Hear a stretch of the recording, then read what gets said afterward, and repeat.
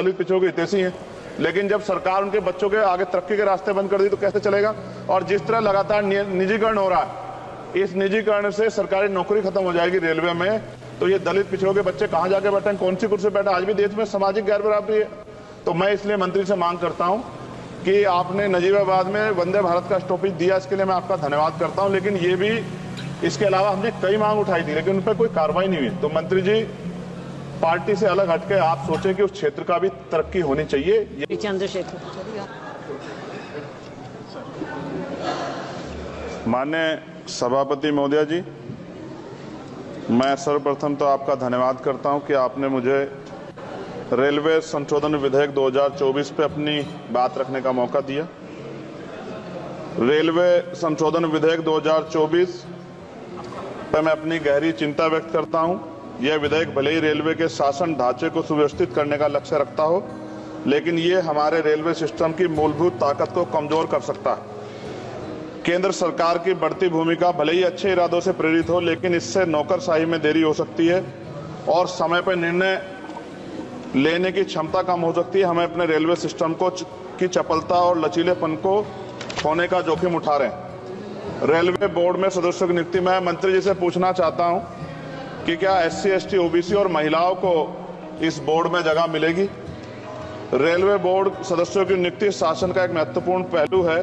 यह आवश्यक है कि नियुक्ति योग्यता और विशेषज्ञता के आधार पर हो, न कि राजनीतिक विचारधाराओं के आधार पर। इस मोर्चे पर कोई भी समझौता निर्णय लेने की गुणवत्ता और भारतीय रेलवे के समग्र प्रदर्शन में गिरावट का कारण बन सकता है। जनता की जरूरतें सर्वोपरि है, इसलिए हमारे लिए आम आदमी की जरूरतें सर्वोपरि है। रेलवे सुलभ, किफायती और विश्वसनीय होना चाहिए।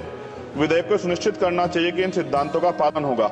हालांकि विधेयक का उद्देश्य अच्छा हो सकता है, लेकिन इससे संभावित परिणाम दूरगामी है। हमें सावधानीपूर्वक आगे बढ़ना चाहिए और सुनिश्चित करना चाहिए कि सुधार रेलवे के मूल तत्वों को कमजोर न करें। साथ साथ सभापति महोदया, जिस लोकसभा क्षेत्र से मैं आता हूं, नगीना, वो बहुत पिछड़ा हुआ क्षेत्र है।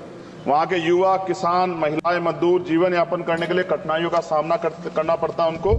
इसलिए मैं माननीय मंत्री जी से मांग करूंगा कि नजीबाबाद से मुंबई और जम्मू के लिए ट्रेन चलाई जाए। साथ साथ नजीबाबाद स्टेशन गढ़वाल का प्रवेश द्वार है। मैं आपसे आग्रह करूंगा कि वहां जल भराव की समस्या होती है स्टेशन पे, उसकी देखरेख की जाए। बेगमपुरा एक्सप्रेस वाराणसी टू जम्मू तवी का स्टॉपेज वहां हो।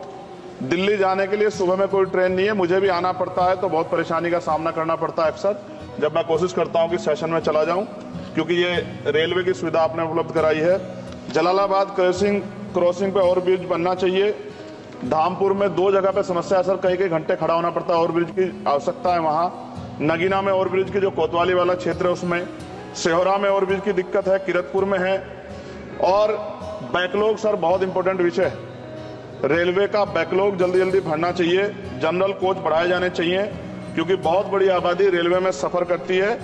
बहुत लोगों की जान दुर्घटना में जा रही है। हमने कई एक्सीडेंट जो है देखे हैं, और एक कर्मचारी की जान के जिस तरह दब गई, ये भी एक बहुत बड़ी समस्या थी। जनता में गुस्सा पैदा हुआ, इसकी रोकथाम की जाए। गरीब यात्रा करने के लिए जाता है, अंतिम यात्रा ना हो जाए, इस बात का हमें ध्यान रखना पड़ेगा। साथ साथ इसका मुझे एक मुख्य कारण ये दिखाई देता है कि लोको पायलट को रात और दिन में ड्यूटी करनी पड़ती है। मैं खत्म कर रहा हूं। रात की ड्यूटी कठिन है, उसके बाद पर्याप्त आराम चाहिए। इस संबंध में HPC का सुझाव भी था कि लोको पायलट के लिए 2 रात्रि बाद ड्यूटी का आदेश हो, तो ये इस पे अमल नहीं किया गया, जिसके कारण उनकी आंख लग जाती है और कई बार दुर्घटना होती है। हजारों लोगों की जिंदगी से खिलवाड़ नहीं होना चाहिए। कोरोना काल में बंद गई ट्रेन पुनः चालू की जाए, और SC, ST, OBC के बच्चों को जो पहले पास मिलते थे, जब कई कंपटीशन की तैयारी के लिए वो पेपर देने जाते थे, मिलते तो बंद कर दिए। सरकार कहती है हम दलित पिछड़ों के हितैषी हैं, लेकिन जब सरकार उनके बच्चों के आगे तरक्की के रास्ते बंद कर दी तो कैसे चलेगा। और जिस तरह लगातार निजीकरण हो रहा है, इस निजीकरण से सरकारी नौकरी खत्म हो जाएगी रेलवे में, तो ये दलित पिछड़ों के बच्चे कहां जाके बैठे, कौन सी कुर्सी बैठे। आज भी देश में सामाजिक गैर बराबरी है।